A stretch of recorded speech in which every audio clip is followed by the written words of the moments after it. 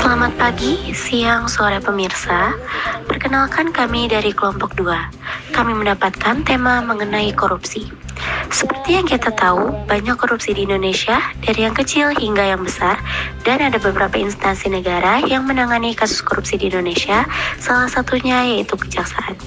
Kali ini kita mendapatkan kesempatan untuk mewawancarai perwakilan dari Kejaksaan Tangerang Selatan. Mari kita dengarkan bersama-sama.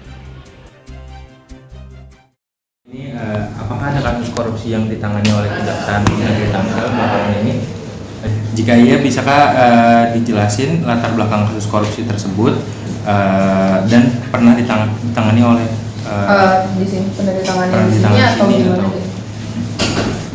Ini yang ditangani di Kejaksaan sih. Ya, Kejaksaan dalam tahun ini ya? Iya, Belakangan ini. ya. Yang belakangan ke tahun ini.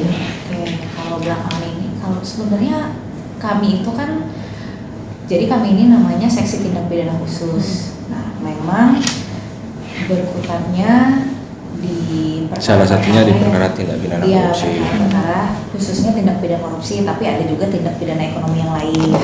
Nah, jadi kalau ditanya pernah menangani atau tidak, sudah pasti karena memang sudah tugas pokok dan fungsinya. Nah, terkait dengan kasus yang belakangan ini, kalau di tahun ini kita penuntutan banyak ya Bang ya, penuntutan itu yang masuk persidangan, kasus-kasusnya. Ada yang memang produk dari kita sendiri, dalam artian kami sebagai penyelidik dan juga penyidik, kemudian nantinya akan menjadi penuntut umumnya juga, itu ada.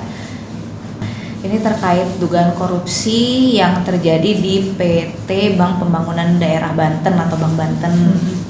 Itu, nah itu yang produk sendiri. Tapi kita juga sebagai Kejaksaan Negeri juga menerima limpahan perkara dari Kejaksaan Tinggi Banten. Nah itu ada beberapa kasus juga yang kami tangani. Tapi kalau misalnya limpahan dari Kejati itu kami menanganinya secara penuntutan saja, karena penyidikannya dan proses lainnya itu di Kejaksaan Tinggi. Contohnya ada dugaan korupsi Bank BRI ya Bang ya? Iya betul. Bank BRI. Kemudian apalagi yang kemarin terakhir? Ada yang dari Kejaksaan Agung juga. Dari Kejaksaan Agung itu terkait dengan GTS ya, Geraha Telkom Sigma. Gitu. Jadi kebanyakan ini kalau Geraha Telkom Sigma itu terkait dengan pengadaan barang dan jasa. Kalau misalnya Bank Banten dan Bank BRI ini ya Bang ya, kartu kredit ya? Iya, penggunaan kartu kredit. Pengajuannya fiktif. Pengajuan fiktif. Kemudian kalau yang Bank Banten itu terkait dengan kredit macet gitu. Biasanya dalam satu tahun itu ada rata-rata berapa sih kasus korupsi yang masuk? Gitu? Oh rata-rata ya. Nah gimana Bang, kalau per statistik ini sebenarnya kita nggak pasti sih ya. Kadang ada tahun berjalan itu memang kasus yang kami tangani banyak, tapi bukan berarti kayak yang sidang aja, ada juga yang penyelidikan ya kan. Bahkan ada yang surat perintah tugas dulu, kemudian ada nanti penyelidikan, naik lagi ke penyidikan gitu. Jadi sebenarnya nggak ada statistik per tahun itu berapa, tapi biasanya yang pasti per tahun itu pasti ada pekerjaannya gitu, pasti ada produknya. Jadi kita nggak bisa kasih tahu per tahun itu berapa, pasti ada gitu. Jadi nggak ada statistik tertentu.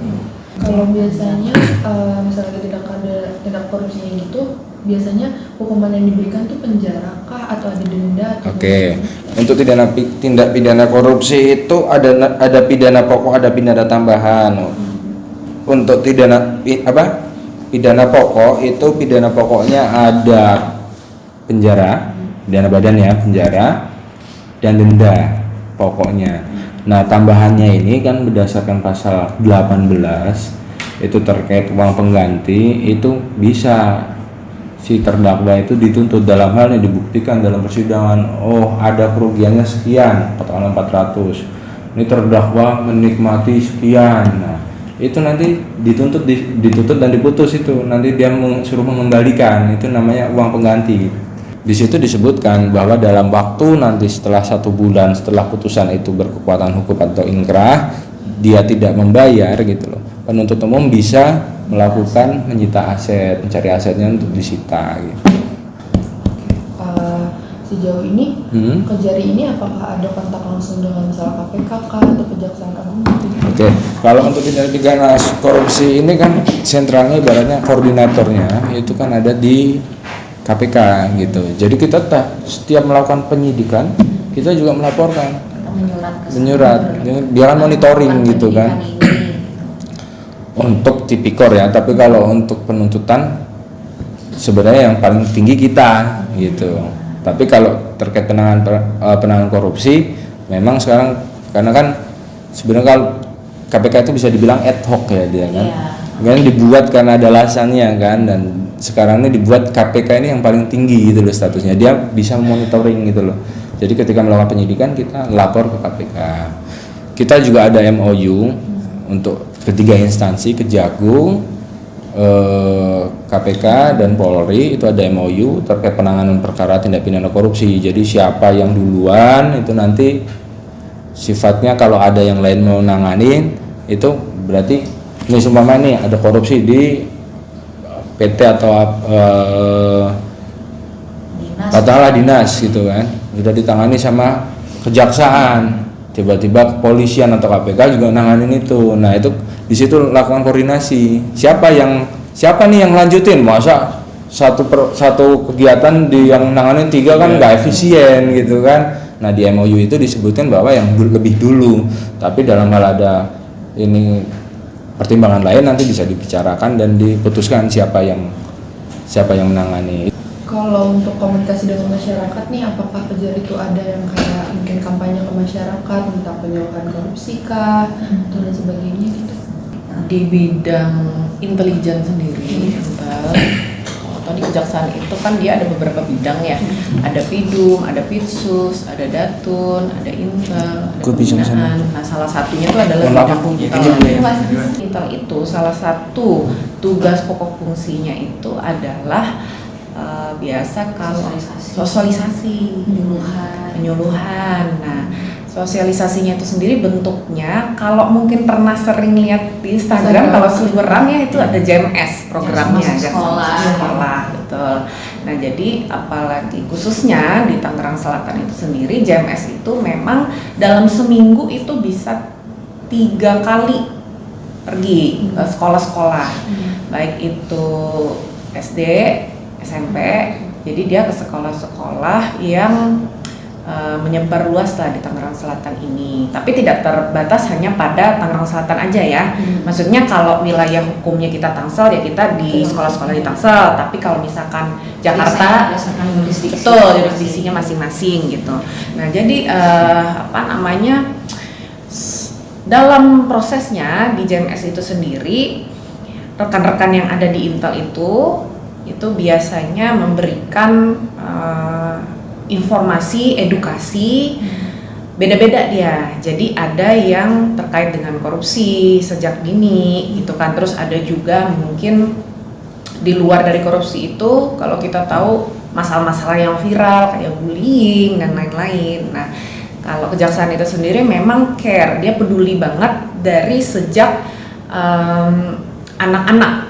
Jadi nggak hanya kita menangani itu kalau udah bermasalah aja gitu loh. Jadi udah sejak awal mulanya kita memberikan tindakan preventif maupun edukasi sejak dini yang gampang gitu untuk dimengerti. Betul. Kalau misalnya masyarakat ada yang mengadukan pidana korupsi ini, apakah misalnya dari Kejar kah ada laporan pengaduannya kah khusus atau ada hotline-nya atau bagaimana? Ada, kalau di website itu ada, jadi bisa juga mengajukan pengaduan gitu, bisa lewat website.